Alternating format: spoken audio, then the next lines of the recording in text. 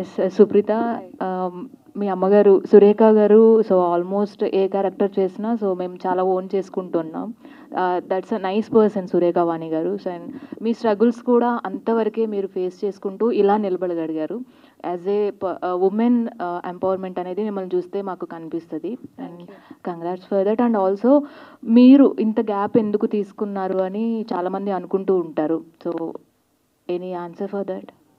అంటే ఇండస్ట్రీకి రావడానికి ఇంత గ్యాప్ ఎస్, బికాజ్ ఏంటంటే సెలబ్రిటీ చైల్డ్గా ఈజీ ఇండస్ట్రీలోకి రావడం, చైల్డ్ ఆర్టిస్ట్గా కాడి నుంచి కావచ్చు. సో ఈజీగా క్యారెక్టర్స్ తెచ్చుకోవడం ఈజీ. బట్ వై మీరు ఇంత లేట్ చేశారు?